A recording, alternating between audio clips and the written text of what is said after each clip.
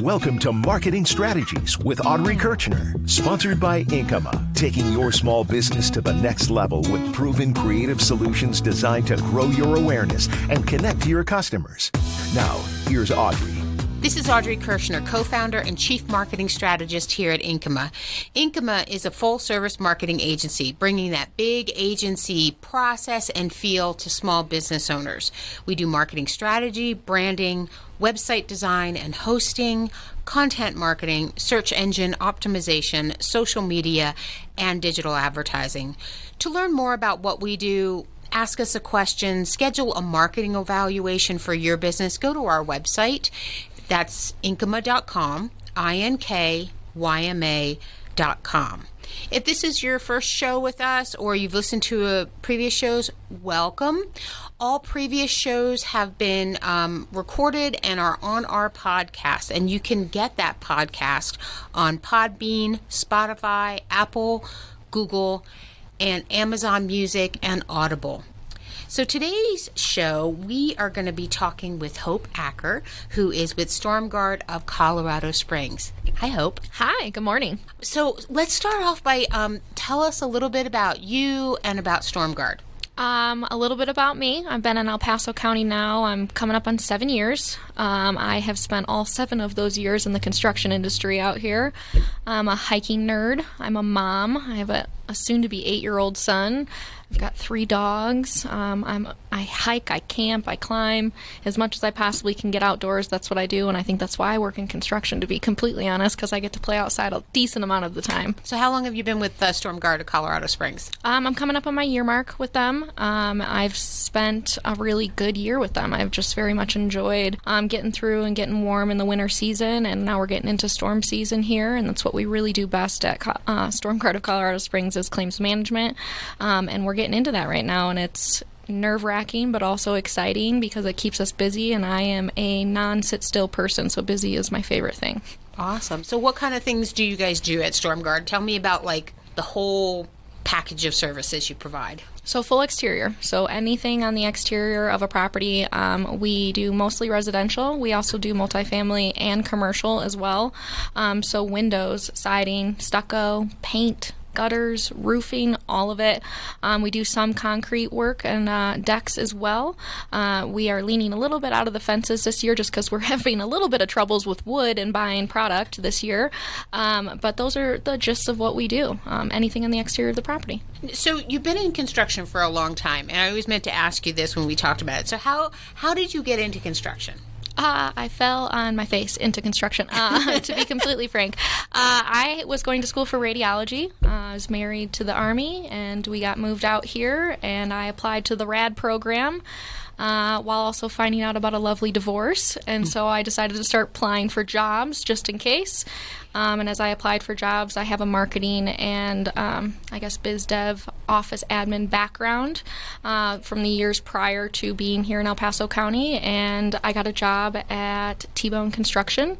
They taught me a lot. They really, really, really taught me a lot. I got hired for marketing and biz dev, and I got thrown in their estimating department within the first 6 months. So I got to learn how to work with subs. I got to learn how to read bids, how to write bids, RFPs, all of that fun jazz is really what I took in there. Their architectural department up there, I had some mentors really mentor me throughout learning construction and not having any knowledge whatsoever when I started in the field. And I spent about 2 years with T-Bone Construction. It taught me a lot of what I know now, and I've continued in the field ever since. I can't get out of it. I enjoy it. I like all aspects of it when it comes to walking the project, to working with the customers, to writing the bids, to working with subs, all of it.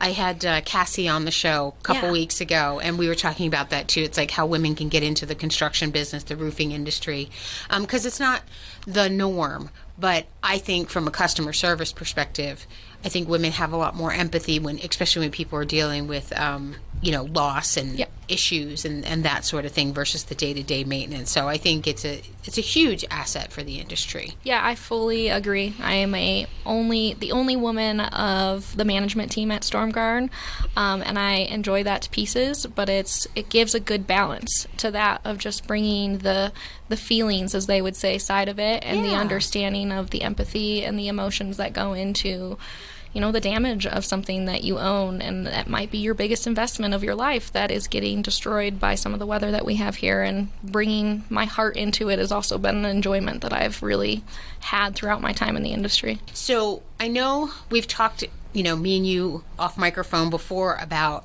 business development and marketing, and I always love those conversations. So talk a little bit about, from that perspective, what you do at Stormguard. So with that, at Stormguard, I giggle a little bit because I wear multiple hats over there. That's why I said, tell me what you do today, because it's this day. Yeah, today, business development. So meeting with property management companies, meeting with insurance agent brokers, things like that as part of the biz dev side of it. And I really hone into that, especially this year, with how much we are lacking on materials and possibly coming into a big storm season, because we haven't seen big hail in a couple years in El Paso County. So getting really prepped and prepping a lot of the other companies that deal with these storms has been a big part of my biz dev approach.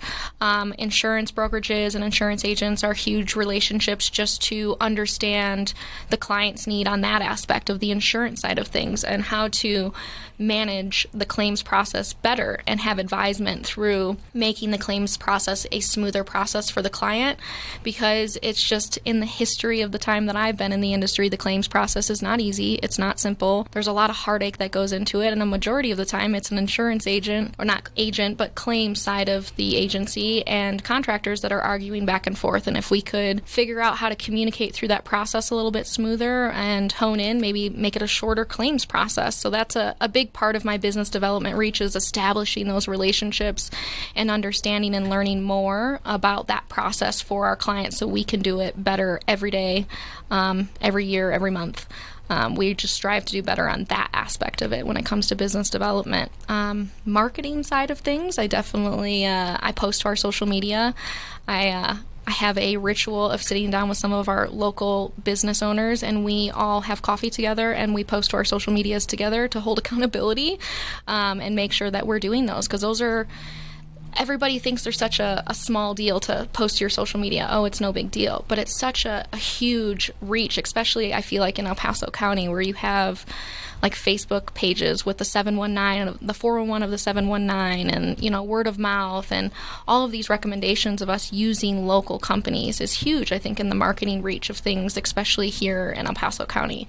Everybody wants locally and family owned, but, having that local and family owned that, can do it right and isn't, struggling through the times is hard to find sometimes, and having those referrals to each other is huge in the marketing aspect of things.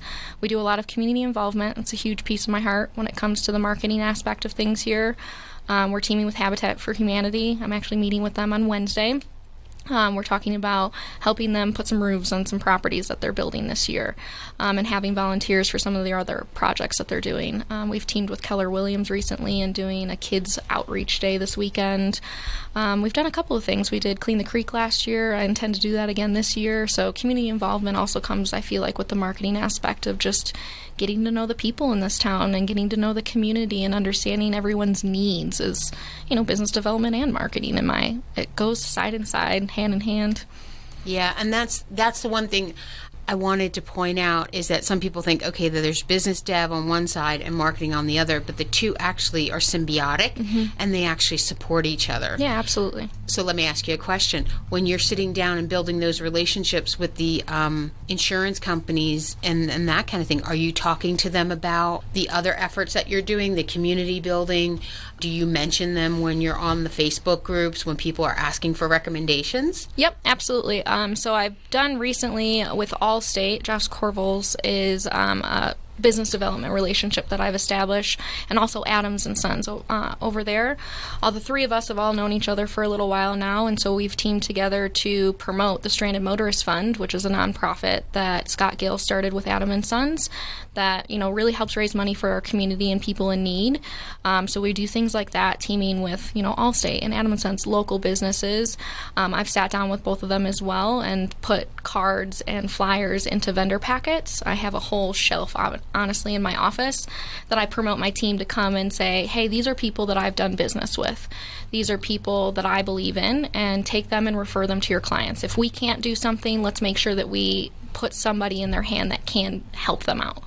So let's dive into that a little deeper. Your vendor packets, who are they for, and then what are you putting in them? Talk a little bit more about that. So, like I said, I have a big shelf in my office, and so I kind of leave it to my reps' discretion, per se, of what their clients really need. And, hey, do they need I hate my insurance company. This is blah, blah, blah, blah, blah. Great. Here's my insurance reps that I believe in and I think can take care of clients well. Refer this person out. Or, hey, we're moving. We have Little Red Wagon that's in our networking group. It's like, great, I have Tanya's information. Your client's moving, send them this so that they can make sure that they have someone in their back pocket that's going to treat them well. So things like that is kind of how we hone our vendor packets. It's really dependable on what the clients are looking for. We do, trade shows and things like that where we build entire packets of these are the people we do business with. And see, I think that's amazing because, again, that's that circle of business development coming back to marketing. You're supporting all of the folks that you've met through networking and are building business relationships with. And then, and I know most of the folks you're talking about, and I know it's a very reciprocal type of engagement, too. Like, Scott's going to absolutely refer you or put you in his vendor packet, especially when they're dealing with automotive issues from storm damage and that sort of thing. So I think that's really cool. And I love that concept of the vendor packets. And, it's kind of like I see those groups on Facebook, and Facebook's unique that way because they have those recommendation groups. Well, they're actually just regular groups, but they turn into recommendation groups. It's kind of cool, where everybody kind of recommends each other and tags back the pages. So I think that's a really cool thing. And it's such an easy thing, too. It is. It really is. Like you're floating on social media anyways at the end of the day or the beginning of your day, and you're like, oh, this person needs this. Let me make sure that I refer over so-and-so. Like such an easy, simple thing, like 5 minutes out of your day.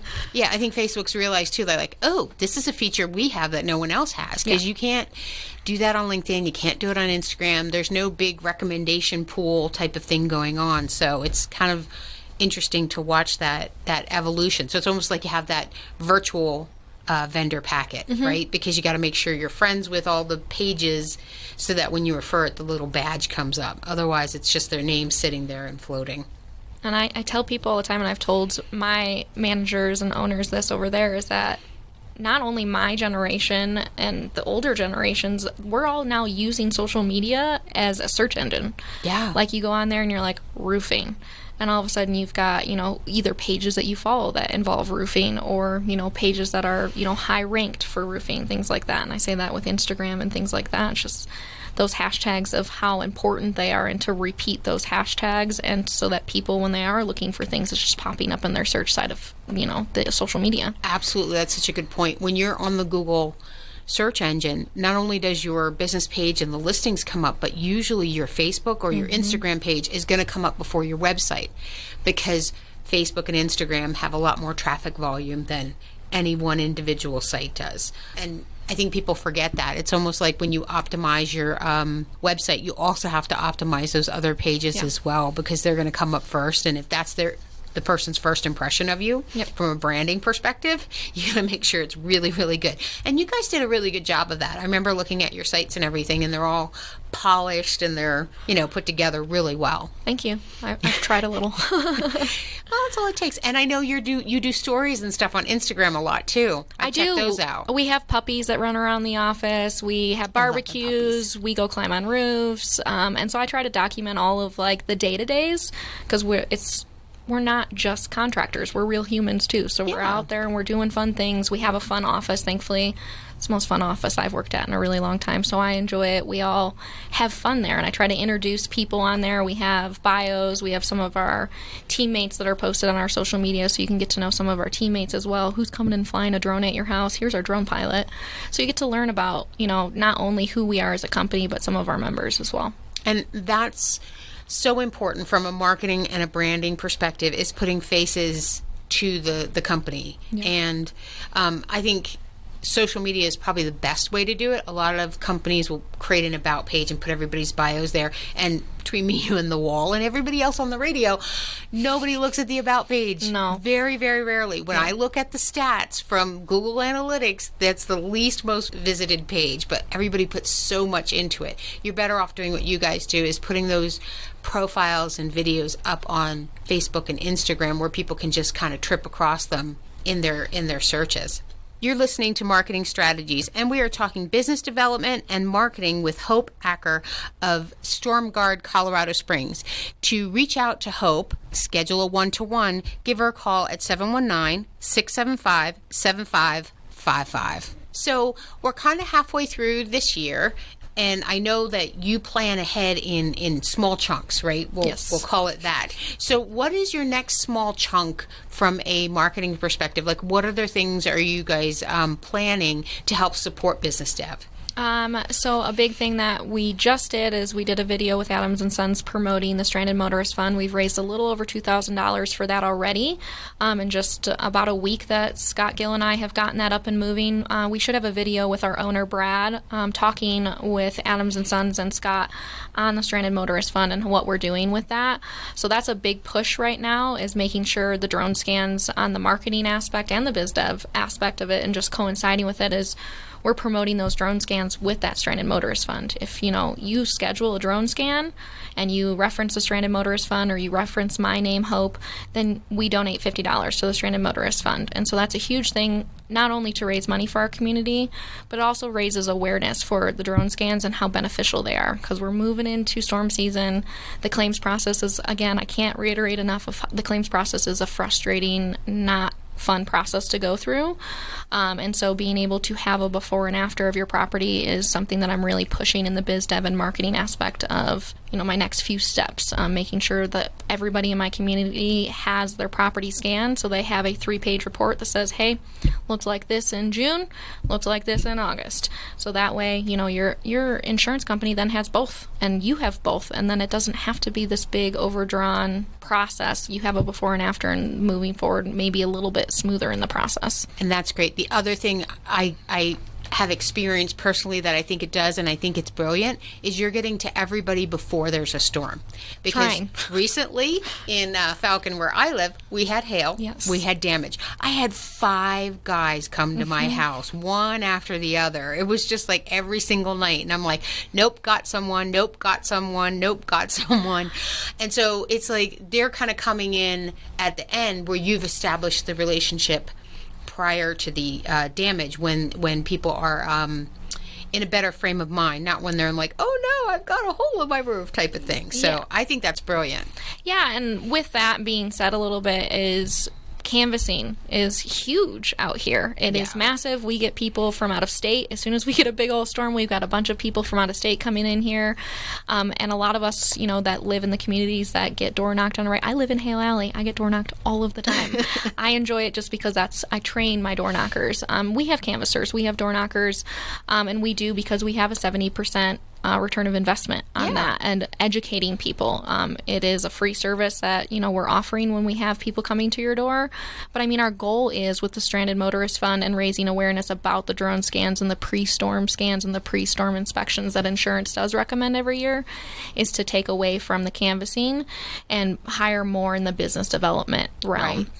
and create more business development reps than the door-to-door reps, because like you say, there's so many of them out there, and if we can establish those relationships beforehand and just raising that awareness on the process, then it kind of defeats the purpose of having to have the door-to-door, because we've built those relationships established prior to. Absolutely. And then when you look at it, I like numbers. When you look at it from a numbers perspective, you said door knocking at 70%, but what if you make up that delta of the 30% with having the pre-inspections done? And so then you guys are closer to maybe 75-80% of getting the work. That's huge. An extra 5 to 10% in sales is huge, and all from something that's not preying on people after the fact, but providing a service beforehand. And people's mental states are so different when they think about you from the before versus the after. Yeah, absolutely. And I think another part of, the marketing push on our end is creating, I think I talked to you outside of YouTube channel, and creating training videos. Training videos not just for my folks that I'm hiring and training, but also for my community to say, oh, this is how this process works. Yes. This is what goes into it. This is what my contractor's dealing with on the background. So there's more understanding, and more education on the forefront of some of these storms than there is pure chaos and panic in the middle of it. Right. And I love the idea that you're going to put a lot into YouTube. Not only is it a social channel, but I've done a lot of research, and retention of messaging in a video is like 98% versus image and written word is 15 to 20%. So again, it's the numbers. So if you're putting all that, this is why it's important, along with a cool drone flyby that people can engage with, they're going to remember it. Yeah. So I think, you and I did talk about that, the YouTube channel. I think that's a fantastic idea. Putting the effort into it it's going to be really, really worth it. Definitely. I mean, you guys have such cool footage, because you've got the drone footage, and, you can do before and afters of damage, or before and afters of something that's been finished, like the exterior of the house, grungy before, beautiful after, stucco, those type of things. You can do slideshows and everything. So you got a lot of watchable material there. Well, I'll keep you in my corner to remind me of that when I'm creating those. Yes, I will. You just call me, Audrey, tell me how wonderful this is, because it's upsetting me right now.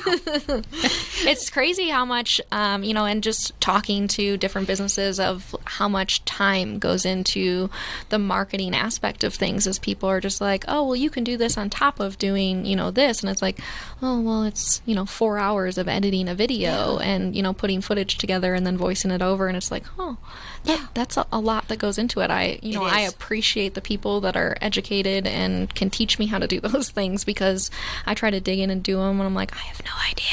Yeah. No idea what's happening. Yeah. And I think that's what the biggest barrier for doing more video content is, the learning curve for people. It's one, they feel like, I don't like my voice. I don't like the way I look. I feel like I have to be on camera. But there's so many ways to get around that if you're not comfortable. You can hire voiceover actors pretty inexpensively. Really? Yeah. Good to know. You can have voiceover, you can do animations, although I don't think you guys need animations so much, because you've got really stellar footage. But other types of companies where it's like, what they do is a little boring, they can make, or it's a nebulous, it's conceptual services, right? Like marketing. Yes. We love our animations in marketing, because, it's a lot more conceptual. But yeah, there's so many different things to do. And of course, the whiteboard videos, the chalkboard videos, those are a lot of fun. So there's just so many things you can do. And then, like you said, there's a fine balance between, okay, I'm going to do this myself because I'm the in-house marketing person, or I'm going to be smart and realize I don't have the design, the video editing, or the skills background. I'm going to hire this piece of it out. Yes. Right? Because you have the brain power, right? You've got the strategy in your head. What you need is the hands and the skill set of someone else. And then that 4-hour job becomes 15 minutes of you delegating it and then moving on to the next thing. That's why I brought you in to talk to my owner, because I know. Well, yeah, we'll get there when you guys are ready to kick that piece of it off. Yes, it is It's crazy because we get all these ideas of, okay, we're going to do this. And then all of a sudden it's like, ta-da, hail. And it's like, oh, never mind. We're going to backtrack for a second. Yes. And so it's entertaining, too, in the construction field of like, oh, we have this 1-month plan, or we have this 3-month plan, and we have this 9-month plan and the 12-month plan. And then you get the weather of El Paso County and Colorado Springs and the local areas. And you're like, well, that was a fun plan. We'll revisit that in 3 weeks. We're going to hit the pause button because we have a glutton of work coming in. Yep. So for you guys, it's like feast and famine this time of year, right? It kind of is. And so everybody, in winter seasons, we all get back to finishing up projects, making sure everything is ready to go, moving into the marketing and business development plans, the business plans of the new year. You get into a new year and it's really about business development and marketing and what are we doing?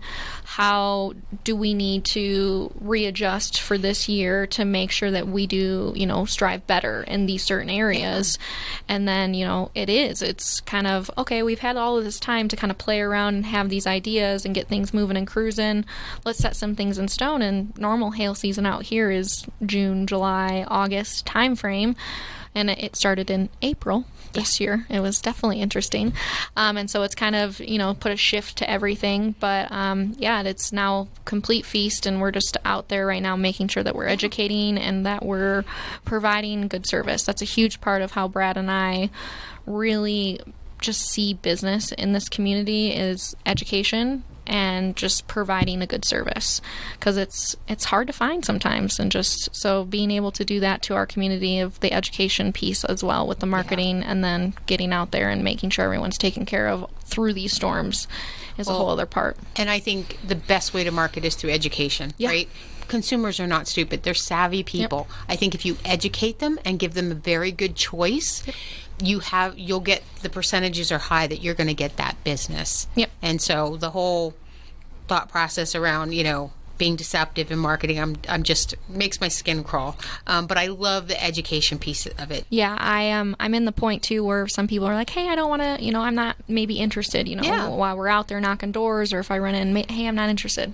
Here's my card, do your research. Yeah. And I tell, I train my new hires that way too. I'm like, if someone doesn't want to do business, don't be pushy about it, but definitely leave your information. And I bet you if they do their research, which most people nowadays are digging in hard to the companies that they're doing business with, because it's so much easier these days. And so it's just, then it's the marketing aspect of it, of are we doing good business with the biz dev, and are we doing good business with the marketing and promoting ourselves and helping ourselves build a good social media platform and education platform and website and all of those things as well, because people are digging into those nowadays before they're like, okay, I'm going to do business with this company, which I'm glad. Like, I promote everybody, please do your education on the people that you're doing business with. Absolutely. And the generation, you talk about generational marketing a little bit.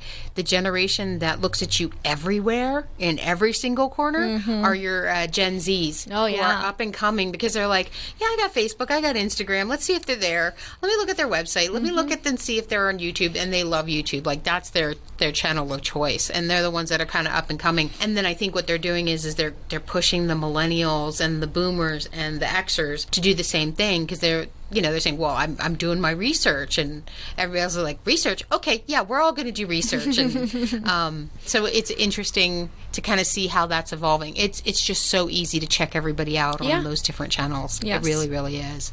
So any last thoughts from you on marketing, on business development, on YouTube? Marketing and business development, I promote anybody that is looking for a career that loves to engage with people and to build good relationships with people and like small local business, especially in El Paso County. I definitely promote getting the business development and marketing aspect. I love my job, and just continue to promote to touch base with everybody. A big part of, my year this year is one-on-ones. So if you don't know who I am and you don't know Stormguard of Colorado Springs and you don't know the construction industry, I want to meet with you. I want to learn about local businesses. That's a huge part, I think, of the marketing and business development altogether is meeting with all those local businesses, finding out their needs, finding out who they are as humans, what they like, what they don't like, what they're looking for in people that, they want to build long-term relationships with in business is huge. And so I also want to say thanks, because you've always been in my corner for, little bits and pieces of marketing aspect. I'm still learning. I'm very much still learning. I never say that I know it all. And so I'm glad to have people like you in my corner to help educate me and come in and talk to my owner and, maybe poke him a little bit and educate both of us. There's so much to learn about marketing. There's so much to learn about business development, and it changes almost every year. Alrighty, so I think that is it for us this week. And here at Inkyma, we like to give back to the business community. I provide a free 45-minute marketing consultation to any business owner, regardless if you're looking for a marketing company, if you're just looking for advice, or you need to be talked out of your YouTube video tree. I can help you with that too. Just go to the website, inkyma.com, inkyma.com, and in the upper right-hand corner, there's a button to schedule a marketing evaluation. Just click on it, pick your time, and we are on the calendar together. If you found this information helpful, if Hope inspired you to get more into business dev, then consider sharing this episode and share the podcast with other business owners so that we can all grow our businesses together. Thanks so much and have a great week. Thanks for listening to Marketing Strategies, sponsored by Inkyma. Online at inkyma.com. Listen to Marketing Strategies every Saturday at 7:30 on KPPF.